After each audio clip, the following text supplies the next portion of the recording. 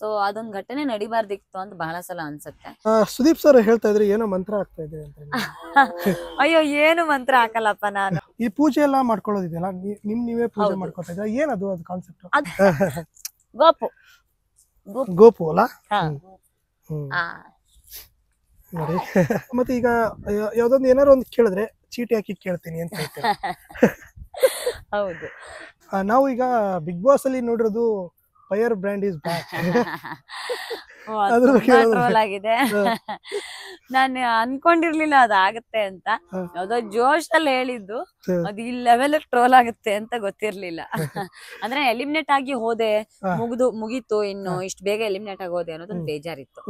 ಆ ಬೇಜಾರಿದ್ದ ಕಾರಣಕ್ಕೊಂದು ವಾಪಸ್ ಹೋಗಿ ನೀವು ಅಂತ ಹೇಳಿದಾಗ ತುಂಬಾ ಖುಷಿಯಾಗಿತ್ತು ನನಗೆ.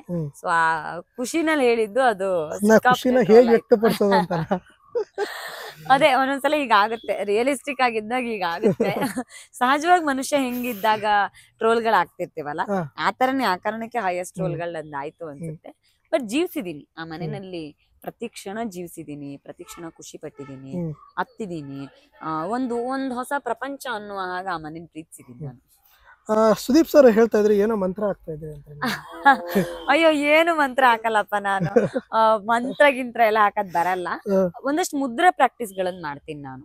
ಮುದ್ರೆ ಪ್ರಾಕ್ಟೀಸ್ ಎಲ್ರು ಮಾಡ್ತಾರೆ ಸಾಮಾನ್ಯವಾಗಿ. ಆ ತರದ ವಜ್ರ ಮುದ್ರೆಗಳಿರ್ಬೋದು ಅಥವಾ ಧ್ಯಾನ ಮುದ್ರೆಗಳಿರ್ಬೋದು. ಈ ಮುದ್ರೆ ಪ್ರಾಕ್ಟೀಸಸ್ ಗಳು ಬಹಳ ಹೆಲ್ಪ್ ಆಗುತ್ತೆ, ನಿಮ್ಮ ಆರೋಗ್ಯಕ್ಕೂ ತುಂಬಾ ಹೆಲ್ಪ್ ಆಗುತ್ತೆ ಅಂತ ಹೇಳ್ತಾರೆ. ಸೊ ಆ ಕಾರಣದಲ್ಲಿ ಒಂದಷ್ಟು ಮುದ್ರೆ ಪ್ರಾಕ್ಟೀಸ್ ಗಳನ್ನ ನಾನ್ ಮಾಡ್ತಿದ್ದೆ. ಅದು ಬಿಟ್ಟು ಏನು ಮಂತ್ರ ಹಾಕ್ತಿರ್ಲಿಲ್ಲ, ಬಿಟ್ಟು ದೇವ್ರ ಪೂಜೆ ಮಾತ್ರ ಮಾಡ್ತಿದ್ದೆ.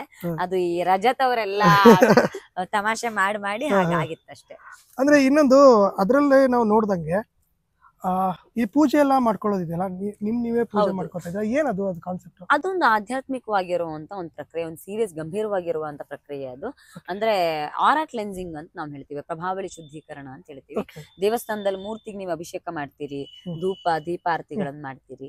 ಹಾಗೇನೆ ನಿಮ್ಮಲ್ಲಿ ಮನೆಯಲ್ಲಿ ಹೊರಗಡೆ ಎಲ್ಲ ಹೋಗಿ ಬಂದಾಗ, ಏನೋ ದೊಡ್ಡ ಕಾರ್ಯಕ್ರಮಕ್ಕೆ ಹೋದಾಗ ಮನೆಯವರು ದೃಷ್ಟಿ ತೆಗೆಯೋದಿದೆ, ಕೆಂಪು ನೀರ್ ನೀವು ಬಳಸೋದಿದೆ. ಸೊ ಆ ತರದೇ ಆರಾ ಕ್ಲೆನ್ಸಿಂಗ್ ಅಂತ ಒಂದು ಧ್ಯಾನದ ಮೆಥಡ್ ಅದು, ಧ್ಯಾನಕ್ಕಿಂತ ಮುಂಚೆ ಮಾಡುವಂತ ಒಂದು ಪ್ರೊಸೆಸ್ ಅದು. ಸೊ ಅದನ್ನ ನೀವು ಧೂಪ ದೀಪ ನೀರು ಅಂದ್ರೆ ಪಂಚಭೂತಗಳ ಉಪಮೆಯಾಗಿ ಯಾವ್ದೆಲ್ಲ ತಗೊಳ್ತೀರಿ ಅವುಗಳನ್ನ ಉಪಯೋಗಿಸ್ಕೊಂಡು ನೀವು ಆ ಪ್ರಕ್ರಿಯೆಯನ್ನು ಮಾಡ್ಕೊಳ್ಬಹುದು ಅಂತ. ಅದೊಂದು ಸೀರಿಯಸ್ ಮೆಥಡ್, ಬಟ್ ಅದು ಟ್ರೋಲ್ ಆಗತ್ತೆ ಅಂತ ಅನ್ಕೊಂಡಿದ್ದೀನಿ. ನಾನು ತುಂಬಾ ವರ್ಷಗಳಿಂದ ಅದೇ ನನ್ನ ಗುರುಗಳು ಪ್ರಾಕ್ಟೀಸಸ್ ಗಳನ್ನ ಮಾಡ್ತಾ, ಈ ಧ್ಯಾನ ಪೂಜೆ ಅನುಷ್ಠಾನಗಳನ್ನ ಕಲಿತಾ ಅದನ್ನ ಕಲಿತಾ ಬಂದೆ. ಗುರುಗಳು ಅದನ್ನ ಹೇಳ್ಕೊಡ್ತಿದ್ರು. ಆ ಪ್ರಕ್ರಿಯೆಯನ್ನು ಫಾಲೋ ಮಾಡ್ತಿದ್ದೆ ತುಂಬಾ. ನಾನು ಒಳಗಡೆ ಆಮೇಲೆ ಮಾಡದೇ ಬಿಟ್ಬಿಟ್ಟೆ, ಯಾಕೆ ಸುಮ್ನೆ ಏನೇನೋ ಆಗಿ ಟ್ರೋಲ್ ಆಗೋದ್ ಬೇಡ, ಜನಕ್ಕೂ ಗೊತ್ತಿರೋದಿಲ್ಲ ಅದ್ರ ಬಗ್ಗೆ ಅನ್ನೋ ಕಾರಣಕ್ಕೆ ಬಿಟ್ಬಿಟ್ಟಿದ್ದೆ. ಬಟ್ ಅದು ಒಂದು ಗಂಭೀರವಾಗಿರೋ ಪ್ರಕ್ರಿಯೆ ಧ್ಯಾನದ ಪ್ರೊಸೆಸ್ ನಲ್ಲಿ. ಓಕೆ, ಅಂದ್ರೆ ಇವಾಗ ಬನ್ನಿ ಇಲ್ಲಿ ನಿಮ್ಮ ಈ ಬಿಗ್ ಬಾಸ್ ಮನೆಯಲ್ಲೂ ಹೇಳ್ತಾ ಇದ್ರೆ. ಹೌದು, ಗೋಪು ಅಲ್ಲ? ನೋಡಿ ಅಮ್ಮ ಇದಕ್ಕೆ ಬರಲ್ಲ ಅಂತ ಹೇಳಿದ. ಹಾ ಹೌದು, ಬಿಗ್ ಬಾಸ್ ಮನೆಗೆ ಇವನು ಹುಟ್ಟಿದಾನೆ ಅನ್ನೋ ಕಾರಣಕ್ಕೆ ಬರಕ್ ಆಗಲ್ಲ ಅಂತ ಅಂದಿದ್ರು. ನೀವು ಅನ್ಕೊಂಡಿದ್ರಿ ಬರಲ್ಲ ಅಂತಂದ್ರಿ, ಬಂದಿರಲ್ವೇನೋ ಅಂತ. ದನನೆಲ್ಲ ಬಿಟ್ಟು ಬರೋರೆ ಅಲ್ಲ ಅವರು, ಹಾಗಾಗಿ ಅನ್ಕೊಂಡಿದ್ದೆ ಬರಲ್ಲ ಅಂತ. ಬಟ್ ಇರೋದೀಗ ಅದೊಂದು ಇದೊಂದು ಎರಡು. ಈಗ ನಿಮ್ಗೆ ಇದರಲ್ಲಿ ದೈವ ಭಕ್ತಿಲಿ ಒಲವು ಜಾಸ್ತಿನಾ ಅಂತ? ಅಂದ್ರೆ ನಾವು ಕರಾವಳಿಯವರಾಗಿರೋ ಕಾರಣಕ್ಕೆ ನಾವು ಅದೇ ವಾತಾವರಣದಲ್ಲಿ ಬೆಳೀತಾ ಹೋಗ್ತೀವಿ. ಹಾಗಾಗಿ ನಮಗೆ ಆ ವಾತಾವರಣದಲ್ಲಿ ಬೆಳೆದು ಅದೇ ಅಭ್ಯಾಸ ಆಗಿರುತ್ತೆ. ನಾವು ದೇವರಿಗಿಂತ ಜಾಸ್ತಿ ದೈವಗಳನ್ನ ನಂಬ್ತೀವಿ, ದೈವಗಳ ಆರಾಧನೆ ಮಾಡ್ತೀವಿ. ಆ ಕಟ್ಟುನಿಟ್ಟಿನ ಪದ್ಧತಿಯನ್ನ ಆರಾಧನೆ ಮಾಡೋ ಕಾರಣಕ್ಕೆ ಅದು ಬಂದಿದೆ. ಅದ್ರ ಜೊತೆಗೆ ಹೇಗೆ ನಿಮ್ಗೆ ಹೇಗೆ ವರ್ಕ್ ಆಗಿದೆ ಅಂದ್ರೆ ಯಾವ ರೀತಿ ನಿಮ್ಗೆ ಇದಾಗಿದೆ ಅಂತ, ಅಂದ್ರೆ ನಾನು ಎಷ್ಟು ಒಳ್ಳೇದಾಗಿದೆ ಅಂತ ಅದು ದೈವ ಭಕ್ತಿಯಿಂದ? ಅಂದ್ರೆ ನೋಡಿ, ನನ್ನ ಜೀವನದಲ್ಲಿ ಒಳ್ಳೇದೇ ಆಗಿದ್ರು ಕೆಟ್ಟದೇ ಆಗಿದ್ರು ಎರಡು ದೇವರು ಅಂತ ನಾನು. ಏನೇ ಕೆಟ್ಟದಾಗಿದ್ರು ಅದನ್ನು ಒಳ್ಳೇದ್ ಮಾಡೋದಕ್ಕೋಸ್ಕರ ಅಥವಾ ಯಾವ್ದೊಂದು ಪಾಠ ಕಲ್ಸೋಕೋಸ್ಕರ ಭಗವಂತ ಕೊಟ್ಟಿರ್ತಾನೆ ಅಂತ ನಾನು ನಂಬ್ತೀನಿ. ಆಗ ಬರೀ ಒಳ್ಳೇದಾ ಅಥವಾ ಬರೀ ಕೆಟ್ಟದ ಅಂತ ಕೇಳಿದ್ರೆ ಹಾಗ ಅನ್ಸಲ್ಲ ನನಗೆ. ನಮ್ ಕರ್ಮಗಳ ಫಲಗಳ ಆಧಾರದ ಮೇಲೆ ನಮ್ಗೆ ಏನೇನ್ ಸಿಗ್ಬೇಕು ಅದೆಲ್ಲ ಸಿಗುತ್ತೆ, ನಾವು ಅನುಭವಿಸ್ತೀವಿ. ಅದರಿಂದ ಆಚೆಗೆ ನಾವು ಸಂಕಷ್ಟ ಅಂತ ಬಂದಾಗ ಆ ಮೇಲೊಬ್ಬ ಕಾಯುವವನ್ ಇರ್ತಾನೆ ಅನ್ನೋದನ್ನ ನಾನು ಯಾವಾಗ್ಲೂ ನಂಬ್ತೀನಿ. ಸೊ ಆ ನಂಬಿಕೆ ಯಾವತ್ತೂ ನಂಗೆ ಮೋಸ ಮಾಡಿಲ್ಲ ಅಂತ. ಭಗವಂತನನ್ನ ನೀವು ಕರ್ಮ ಫಲಗಳನ್ನ ಕಳ್ಕೊಳ್ಳೋಕೋಸ್ಕರ ಎಷ್ಟು ಕೆಲಸ ಮಾಡ್ತೀರಿ, ಎಷ್ಟು ಪೂಜೆ ವ್ರತ ಧ್ಯಾನ ಜಪ ತಪ ಮಾಡ್ತೀರಿ, ಅಷ್ಟು ನಿಮ್ಗೆ ಕೆಟ್ಟ ಕರ್ಮಗಳು ಕಳಿಯುತ್ತೆ, ಭಗವಂತ ಒಳ್ಳೇದನ್ನ ಮಾಡ್ತಾನೆ ಅನ್ನೋದನ್ನ ನಾನ್ ನಂಬ್ತೀನಿ. ಹಾಗಾಗಿ ಮನೆ ವಾತಾವರಣನೂ ಹಾಗೆ ಇದೆ. ನಮ್ಮ ಮನೆ ಪೂಜೆ ಪುನಸ್ಕಾರ ವ್ರತ ಭಗವದ್ಗೀತೆ ವಿಷ್ಣು ಸಹಸ್ರನಾಮ ಇದರಲ್ಲೇ ಮುಳುಗಿರ್ತಾರೆ. ಹಾಗಾಗಿ ನಂಗೆ ಆ ವಿಚಾರದಲ್ಲಿ ಖುಷಿ ಇದೆ. ಅದೇ ವಾತಾವರಣ ಅದೇ ಇದ್ರಲ್ಲಿ ಇದ್ದ ಕಾರಣಕ್ಕೆ ಸಹಜವಾಗಿ ಅದ್ ಬದುಕಕ್ ಬಂದ್ಬಿಟ್ಟಿದೆ. ಮತ್ತೆ ಈಗ ಯಾವ್ದೊಂದು ಏನಾರು ಒಂದು ಕೇಳಿದ್ರೆ ಚೀಟಿ ಹಾಕಿ ಕೇಳ್ತೀನಿ ಅಂತ ಹೇಳ್ತಾರೆ. ಹೌದು, ಅಂದ್ರೆ ಗೊಂದಲ ಇದ್ದಾಗ ಜೀವನದಲ್ಲಿ ನೀವ್ ಕೇಳೋದು, ದೇವ್ರಿಗೆ ಬಿಟ್ಬಿಡೋದು, ನೀನ್ ಯಾವ್ದು ಹೇಳ್ತೀಯ ನೀನ್ ಏನು ಹೇಳ್ತೀಯ ಹಾಗೆ. ನೀನ್ ಒಳ್ಳೇದ್ ಹೇಳಿದ್ರೆ ಒಳ್ಳೇದು, ಕೆಟ್ಟದ್ ಹೇಳಿದ್ರೆ ಕೆಟ್ಟದ್ದು. ಕೆಟ್ಟದಾದ್ರೂ ನೀನೇ ಹೊಣೆ, ಒಳ್ಳೇದಾದ್ರೂ ನೀನೇ ಹೊಣೆ ಅಂತ ನಂಬಿಡೋದು. ಅವಾಗ ನಿರಳ ಆಗುತ್ತೆ, ಗೊಂದಲ ಇರಲ್ಲ. ತುಂಬಾ ಸಲ ಕೆಲವು ನಿರ್ಧಾರಗಳು ಹೆಂಗಾಗತ್ತೆ ನಮ್ಗೆ ಅಂದ್ರೆ, ತಗೊಂಡ್ಮೇಲೆ ಅಯ್ಯೋ ನಾ ತಗೋಬಾರ್ದಾಗಿತ್ತು ನಿರ್ಧಾರ ಅನ್ಸುತ್ತೆ. ತಗೊಳ್ಳಿಲ್ಲ ಅಂತಂದ್ರೆ ಅಯ್ಯೋ ಅವತ್ ನಾನು ಅವಕಾಶ ಬಿಟ್ಬಿಟ್ಟೆ, ಬಿಡ್ಬಾರ್ದಾಗಿತ್ತು ಅಂತ ಅನ್ಸುತ್ತೆ. ಸೊ ಈ ಎರಡು ಡೈಲಮಗಳಿದ್ದಾಗ ನೀವೇನ್ ಮಾಡ್ಬೇಕು, ತಗೊಳ್ಬೇಕು ಅನ್ನೋದು ನೀನೇ ಹೇಳಪ್ಪ, ಅದರಿಂದ ಒಳ್ಳೇದಾಗತ್ತೆ. ತಗೊಳ್ಬಾರ್ದು ಅಂತಿದ್ರೆ ಅದರಿಂದ ಕೆಟ್ಟದ್ದಾಗುತ್ತೆ ಅನ್ನೋ ಕಾರಣಕ್ಕೇನೆ ನಾನು ತಗೊಳೋದಿಲ್ಲ. ಅದ್ರಿಂದ ನೀನೇನೋ ಕಾರಣ ಇಟ್ಟಿರ್ತೀಯ ಅನ್ನೋದು ನಾನು ನಂಬ್ತೀನಿ ಅಂತ ಅನ್ಕೊಳ್ತೀನಿ. ಅಂದ್ರೆ ದೈವಕ್ಕೆ ದೇವರಿಗೆ ಬಿಟ್ಬಿಡೋದು, ನೀನೇ ಯಾವ್ದು ಹೇಳ್ತೀಯಪ್ಪ, ನೀನ್ ಹೇಳ್ತಿ ಏನ್ ಹೇಳ್ತಿ ಅದೇ ಅಷ್ಟೇ. ನಾನು ಕೆಟ್ಟದಾದ್ರೂ ನಿನ್ಗೆ ಒಳ್ಳೇದು ಕೆಟ್ಟದ್ದು ಟೀಕೆ ಟಿಪ್ಪಣಿ ಆರೋಪ ಪ್ರತ್ಯಾರೋಪ ಅಪವಾದ ಅಪಮಾನ ಎಲ್ಲವನ್ನೂ ಭಗವಂತನ ಕಾಲಿಗೆ ಹಾಕ್ತೀನಿ ನಾನು. ಯಾರೋ ಟೀಕೆ ಮಾಡಿದ್ರೆ ಟಿಪ್ಪಣಿ ಮಾಡಿದ್ರೆ ನಾನ್ ತುಂಬಾ ರಿಯಾಕ್ಟ್ ಮಾಡಕ್ ಹೋಗಲ್ಲ. ಆಕ್ಚುಲಿ ರಿಯಾಕ್ಟ್ ಮಾಡ್ತಿದ್ದಿದ್ ಬಿಗ್ ಬಾಸ್ ಮನೆಯಲ್ಲಿ ಮಾತ್ರ, ಮಾತಾಡ್ಲೇಬೇಕು ಅನ್ನೋ ಕಾರಣಕ್ಕೆ ಮಾತಾಡ್ತಿದ್ದೆ ಬಿಟ್ರೆ ಯಾವತ್ತೂ ನಾನು ರಿಯಾಕ್ಟ್ ಮಾಡ್ತಿರ್ಲಿಲ್ಲ. ಯಾರು ಆರೋಪ ಹಾಕಿದ್ರೆ ಅಪವಾದ ಹಾಕಿದ್ರೆ ಅಪಮಾನ ಮಾಡಿದ್ರೆ ಅದನ್ನೆಲ್ಲ ಭಗವಂತನ ಕಾಲಿಗೆ ಹಾಕ್ಬಿಡ್ತೀನಿ, ನೀನೇ ನೋಡ್ಕೊ ಅಂದ್ಬಿಡ್ತೀನಿ. ಸೊ ಅದ್ರ ಮೇಲೆ ನಂಬಿಕೆ ತುಂಬಾ ನನಗೆ. ಇನ್ನೊಂದು, ನೀವು ಹೊರಗಡೆ ಭಾಷಣಗಳಲ್ಲಿ ಮಾಡ್ತಾ ಇದ್ರಿ, ಅಲ್ಲಿ ಎದುರಿಗೆ ನೀವು ವಾದಿಸ್ಬೇಕಾಗತ್ತೆ, ಅದ್ ಹೇಗೆ ಅನಿಸ್ತು ನಿಮ್ಗೆ ಬಿಗ್ ಬಾಸ್ ಅಲ್ಲಿ? ಬಿಗ್ ಬಾಸ್ ನಲ್ಲಿ ಅದೇ ನನ್ನ ನೇಚರೇ ಹಾಗೆ. ನಾನೇನು ಬಿಗ್ ಬಾಸ್ ಅಲ್ಲಿ ಇದ್ದೆ ಅನ್ನೋ ಕಾರಣಕ್ಕೆ ಹಂಗೆಲ್ಲ ಅಷ್ಟೊಂದು ವಾದ ಮಾಡ್ತಿರ್ಲಿಲ್ಲ. ಹೊರಗಡೆ ಇದ್ರು ಅಷ್ಟೇ, ಯಾರಾದ್ರೂ ಮಾತಾಡಕ್ ನಿಂತ್ರೆ ವಾದ ಮಾಡ್ತಾನೆ ಹೋಗ್ತೀನಿ, ಯಾವ್ದಕ್ಕೂ ನಿಲ್ಸೋದಿಲ್ಲ. ಸಹಜವಾಗಿ ನೈಜವಾಗಿ ಅಲ್ಲೂ ಇದ್ದ ಕಾರಣಕ್ಕೆ ಅದು ಆಯ್ತು. ಈಗ ಚೈತ್ರ ಅವ್ರನ್ನ ಒಳಗಡೆ ಕಳ್ಸಿದಾರಂದ್ರೆ ಏನೋ ಒಂದು ಕದೈತೆ ಅಂತ ಗೊತ್ತಿಲ್ಲ ಯಾವ ನಿರೀಕ್ಷೆ ಇಟ್ಟು ಕಳ್ಸಿದ್ರು ಅಂತ. ಆದ್ರೆ ಅದೇ ಕಳ್ಸಿರೋ ರೀತಿಗೆ ನಾನು ನಿಜವಾಗ್ಲೂ ಖುಷಿ ಪಡ್ತೀನಿ. ಬಹುಶಃ ಅವ್ರು ಕಳ್ಸಿರೋ ಉದ್ದೇಶ ಕೂಡ ಸಫಲ ಆಗಿದೆ ಅಂತ ಅನ್ಕೊಳ್ತೀನಿ ನಾನು. ಓಕೆ, ಈಗ 105 ದಿನ ನೀವಿದ್ರಿ, ಹೇಗ್ ಅನ್ನಿಸ್ತು ಅಲ್ಲಿ ನಿಮ್ಗೆ? ಅಂದ್ರೆ ಈಗ ಪ್ರತಿಯೊಬ್ಬರ ಜೊತೆ ಈಗ ಒಂದ್ಸರಿ ಈಗ ಜಗಳ ಆಡದೆ ಅನ್ಕೊಳ್ಳಿ, ಒಂದ್ ಅರ್ಧ ಗಂಟೆ ಆದ ತಕ್ಷಣ ಅವ್ರ ಜೊತೆ ಹೋಗಿ ಮಿಂಗಲ್ ಆಗಿ ಮಾತಾಡ್ಬೇಕಾಗತ್ತೆ. ಹೌದು, ಅದೇಗ ಅನ್ಸುತ್ತೆ? ಅದೇ ಅಂದ್ರೆ ಸಾಮಾನ್ಯ ಜೀವನದಲ್ಲಿ ನಾವ್ ಹಾಗಿರಲ್ಲ. ಯಾರಾದ್ರೂ ಜಗಳ ಆಡಿದ್ರೆ ಮತ್ತೆ ಮುಖಾನೇ ನೋಡಲ್ಲ. ಬಟ್ ಬಿಗ್ ಬಾಸ್ ಮನೇಲಿ ಅದು ಅನಿವಾರ್ಯ.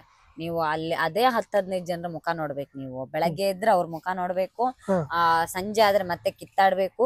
ವೀಕ್ ಸ್ಟಾರ್ಟಿಂಗ್ ಅಲ್ಲಿ ನೀವು ಅವ್ರನ್ನೇ ನಾಮಿನೇಟ್ ಮಾಡ್ಬೇಕು, ವೀಕೆಂಡ್ ಅಲ್ಲಿ ಅವ್ರಿಗೆ ಕಳಪೆ ಕೊಡ್ಬೇಕು. ಅದಾದ್ರ ನಡುವೆ ಮತ್ತೆ ನೀವು ಜೊತೆಲಿ ಆಟ ಆಡ್ಬೇಕು, ಟೀಮ್ ಆಗ್ತೀವಿ. ಅದು ಅನಿವಾರ್ಯ. ನಿಮ್ಗೆ ಹೊರ ಪ್ರಪಂಚದ ಯಾವ ಸಂಪರ್ಕ ಇರಲ್ಲ, ಮೊಬೈಲ್ ಇಲ್ಲ, ಟಿವಿ ಇಲ್ಲ, ನಿಮ್ಮವ್ರಿಲ್ಲ, ಹೋದ್ರು ಹೋಗ್ಲಿ ಬಿಡು ಅಂತ ಅನ್ನೋದಕ್ಕೆ ಯಾವ್ದೇ ಡಿಸ್ಟ್ರಾಕ್ಷನ್ಸ್ ಗಳಿಲ್ಲ. ಸೊ ಎಲ್ಲ ಕಾರಣಕ್ಕೆ ತುಂಬಾ ಅನಿವಾರ್ಯ ಅನ್ಸುತ್ತೆ. ಅಂದ್ರೆ ಎಲ್ಲಾರು ಹಾಗಿರ್ಲೇಬೇಕಾಗುತ್ತೆ. ಮತ್ತೆ ಅಲ್ಲಿ ಬೇಕಾಗಿಲ್ಲ ಅಂತಂದ್ರೆ, ಯಾರ್ದೋ ಜೊತೆ ಮಾತಾಡಿಲ್ಲ ಅಂತಂದ್ರೆ ನೀವೇ ಕಳ್ಕೊಳ್ಳೋದು. ಹೌದು, ನಿಮ್ಮ ಆಟದ ಮೇಲೆ ಎಫೆಕ್ಟ್ ಆಗುತ್ತೆ. ಎಲ್ಲರೂ ಅದನ್ನೇ ಒಂದು ರೀಸನ್ ಆಗಿ ತಗೊಂಡ್ಬಿಡ್ತಾರೆ, ನೀವೇ ಮಾತಾಡ್ಲಿಲ್ಲ ಅಂತ ಹೇಳ್ಬಿಟ್ಟು. ನಿಜ ನಿಜ. ಅದು ನನ್ಗ ಅನ್ಸುತ್ತೆ ಸಹಜ. ಅದನ್ನ ಅಳವಡಿಸ್ಕೊಂಡ್ರೆ ಮಾತ್ರ ಬಿಗ್ ಬಾಸ್ ಮನೇಲಿ ಉಳಿಯೋಕ್ ಸಾಧ್ಯ ಆಗತ್ತೆ ಅಂತ ಅನ್ಸುತ್ತೆ. ಬಿಗ್ ಬಾಸ್ ಸ್ಟಾರ್ಟ್ ಆಗಿ 2 ವಾರ ಚೆನ್ನಾಗಿ ಹೋಗ್ತಾ ಇತ್ತು. 3ನೇ ವಾರ ಒಂದು ಘಟನೆ ನಡೆಯುತ್ತೆ, ನಿಮ್ಗೆ ಗೊತ್ತಿರ್ಬೇಕು, ನಿಮ್ಗೆ ಗೊತ್ತಿರುತ್ತೆ ಆಲ್ಮೋಸ್ಟ್.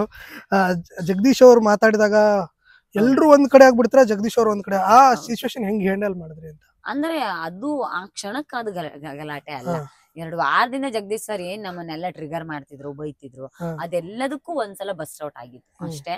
ಸೊ ಅದೊಂದ್ ಘಟನೆ ನಡಿಬಾರ್ದಿತ್ತು ಅಂತ ಬಹಳ ಸಲ ಅನ್ಸುತ್ತೆ. ಅಂದ್ರೆ ಇಡೀ ಮನೆ ಅವ್ರ ವಿರುದ್ಧ ಏನೋ ಷಡ್ಯಂತ್ರ ಮಾಡ್ಬೇಕು ಅಂತ ಅನ್ಕೊಂಡಿರ್ಲಿಲ್ಲ. ಬಟ್ ಅವ್ರು ಪದೇ ಪದೇ ಅದನ್ನ ಮಾಡ್ತಿದ್ದಿದ್ ಕಾರಣಕ್ಕೆ ಅದೆಲ್ಲೋ ಅತಿರೇಕಕ್ಕೆ ಹೋಯ್ತು ಅಂತ ಅನ್ಸುತ್ತೆ. ಬಹುಶಃ ಇನ್ನೊಂದು 1-2 ವಾರ ಇದ್ದಿದ್ರೆ ಜಗದೀಶ್ ಸರ್ ಸ್ವಲ್ಪ ಸೈಲೆಂಟ್ ಆಗಿರೋರು ಏನೋ. ಜಗದೀಶ್ ಸರ್ ಕೂಡ ಒಂದ್ ಸ್ವಲ್ಪ ಬದಲಾಗ್ತಾ ಇದ್ರು ಏನೋ, ತನ್ನನ್ ತಾನು ಬದಲಾವಣೆ ಮಾಡ್ಕೊಳ್ತಾ ಇದ್ರು ಏನೋ. ಸೊ ಆ ವಿಚಾರದಲ್ಲಿ ಒಂಚೂರು ಬೇಜಾರಿದೆ. ಅಂದ್ರೆ ಇನ್ನೊಂದು, ಆ ವಿಷಯಕ್ಕೆ ಹೊರಗಡೆ ಹಾಕ್ಬೋದಿತ್ತ ಅಂತ ಇಬ್ಬರನ್ನ? ಅದೇ ನಾನ್ ಇನ್ನ ಎಪಿಸೋಡ್ ನೋಡಿಲ್ಲ. ಇನ್ನೊಂದ್ ಸ್ವಲ್ಪ ಏನಾರು ವಾರ್ನ್ ಮಾಡ್ಬಿಟ್ಟು ಇನ್ನೊಂದ್ ಸ್ವಲ್ಪ ದಿನ ನೋಡ್ಬೋದಿತ್ತ ಅಂತ. ಅದೇ ನನಗೂ ಆ ವಿಚಾರದಲ್ಲಿ ಗೊಂದಲ ಇದೆ. ಯಾಕಂದ್ರೆ ನನಗೂ ಜಗದೀಶ್ವರ್ಗೂ ಜಗಳ ಆಗತ್ತೆ, ಹಾ ಬಟ್ ನನ್ನನ್ನು ಎಳ್ಕೊಂಡು ಹೋಗ್ತಾರೆ. ಅಲ್ಲಿ ರಂಜಿತಣ್ಣ ಹೊಡೆದಿದಾರ, ಹಾ ಇನ್ನೇನಾಗಿದೆ ಅನ್ನೋದು ನನಗ್ ಗೊತ್ತಿಲ್ಲ. ಸೊ ಹಾಗಾಗಿ ನನಗ್ ಅದ್ರ ಬಗ್ಗೆ ನಾನು ಇನ್ನ ಎಪಿಸೋಡ್ ಕೂಡ ನೋಡದೆ ಇರೋ ಕಾರಣಕ್ಕೆ ಏನಾಗಿದೆ ಅಂತ ಗೊತ್ತಿಲ್ಲದ ಕಾರಣಕ್ಕೆ ಆ ಕ್ಲಾರಿಟಿ ಇಲ್ಲ. ಅಂಡ್ ಅಲ್ಲಿ ಬಿಗ್ ಬಾಸ್ ತಗೊಂಡ ನಿರ್ಧಾರ ಯಾವಾಗ್ಲೂ ಸರಿಯಾಗಿ ಇರುತ್ತೆ ಅಂತ ನಾನು ಅನ್ಕೊಳ್ತೀನಿ. ಯಾಕಂದ್ರೆ ಒಂದೇ ಕಾರಣಕ್ಕಲ್ಲ, ಅವರು ಎಲ್ಲವನ್ನೂ ಸರಿದೂಗಿ ಅಳದು ತೂಗಿ ನೋಡಿಯೇ ಅವ್ರ ನಿರ್ಧಾರ ತಗೊಂಡಿರ್ತಾರೆ ಅಂತ ಅನ್ಸುತ್ತೆ. ಆ ನಿಟ್ಟಲ್ಲಿ ಅವ್ರು ಪದೇ ಪದೇ ಮಾಡಿದ ತಪ್ಪುಗಳನ್ನ ಬಿಗ್ ಬಾಸ್ ಗಮನಿಸಿರ್ತಾರೆ, ಹಾಗಾಗಿ ಆ ನಿರ್ಧಾರ ತಗೊಂಡಿದ್ರು ಅನ್ಸುತ್ತೆ. ಬಟ್ ಜಗದೀಶ್ ಸರ್ ಇನ್ನು ತುಂಬಾ ಕೆಟ್ಟ ವ್ಯಕ್ತಿ ಅಂತ ನಾನು ಹೇಳಲ್ಲ. ತುಂಬಾ ಮಗುವಿನ ಮನಸ್ಸು ಇತ್ತು ಅವ್ರ ಒಳಗಡೆ. ಬಟ್ ಏನ್ ಮಾಡೋದು, ಆ ಸಂದರ್ಭವನ್ನ ಅವ್ರು ಒಂದ್ ಸ್ವಲ್ಪ ಹ್ಯಾಂಡಲ್ ಮಾಡೋದು. ಮತ್ ಪದೇ ಪದೇ ಹೋಗ್ತೀನಿ ಅಂತಿದ್ರು ಜಗದೀಶ್ ಸರ್ ಕೂಡ, ನನ್ನ ಕಳಿಸ್ಕೊಡಿ ಹೋಗ್ತೀನಿ ಅಂತಿದ್ರು. ಆ ಕಾರಣಕ್ಕೆ ಅದು ಹಾಗಾಗಿರ್ಬೋದು ಅನ್ಸುತ್ತೆ. ಇನ್ನೊಂದಂದ್ರೆ ಒಂದ್ 2 ವಾರ ತುಂಬಾ ಕಾಮಿಡಿ ಅಥವಾ ಎಂಟರ್ಟೈನ್ಮೆಂಟ್ ಅಂತ ಮಾಡ್ತಾ ಇದ್ದಿದ್ದೆ ಆ ಟೈಮಲ್ಲಿ ಅವರು. ಹೌದು, ಓಕೆ, ಸಡನ್ ಆಗಿ ಹೋದ ತಕ್ಷಣನೇ ಎಲ್ಲಾ ಮನೆ ನಿರಾಳ ಆಯ್ತು ಆಕ್ಚುಲಿ. ಅಂದ್ರೆ ಜನಕ್ ನೋಡೋ ಜನಕ್ ಅದಕ್ಕೆ ಎಂಟರ್ಟೈನ್ಮೆಂಟ್ ತರ ಕಾಣಿಸ್ತಿತ್ತು. ಬಟ್ ನಮಗೆಲ್ಲೋ ದಿನಾ ಭಯದಲ್ಲಿ ಬದುಕ್ತಿದ್ವಿ. ದಿನಾ ಭಯ. ಜಗದೀಶ್ ಸರ್ ಅಯ್ಯೋ ಏನು ಬೆಳಗ್ಗೆ ಎಷ್ಟೊತ್ತಿಗೆ ಜಗಳ ಮಾಡ್ತಾರೆ ಗೊತ್ತಿಲ್ಲ, ಎಷ್ಟೊತ್ತಿಗೆ ಖುಷಿಯಾಗಿ ಕುಣಿತಾರೆ ಗೊತ್ತಿಲ್ಲ, ಅದ್ರ ಜೊತೆಗೆ ಯಾರ ಮೇಲೆ ಜಗಳ ಮಾಡ್ತಾರೆ ಅನ್ನೋದು ಗೊತ್ತಿಲ್ಲ. ಆ ಜಗಳ ನೆಕ್ಸ್ಟ್ ಸೆಕೆಂಡ್ ಮರ್ತ್ ಬಿಟ್ಟು ಮತ್ತೆ ಬಂದ್ ಮಾತಾಡೋರು. ನಿಮ್ದೆಲ್ಲ ಏನಿತ್ತು ಅಂದ್ರೆ ಒಳಗಡೆ ಬೆಳಗ್ಗೆ ಚೆನ್ನಾಗಿರ್ತಾರೆ, ಸಾಯಂಕಾಲ ಹೌದು ಹಂಗೆ ಇರೋರು ಅವರು. ಸಂಜೆ ರಾತ್ರಿ ಆದ್ರೆ ಕಂಟೆಂಟ್ಗೋಸ್ಕರ ಜಗಳ ಮಾಡ್ಬೇಕು. ನೋಡ್ದ್ಯಾ ಅರ್ಧ ಗಂಟೆ ಜಗಳ ಮಾಡಿ ಬರೋರು, ನೋಡ್ದ್ಯಾ ನಾನ್ ಕಂಟೆಂಟ್ ಕೊಟ್ಟೆ ಈಗ ಹೆಂಗಿತ್ತು ಅನ್ನೋರು.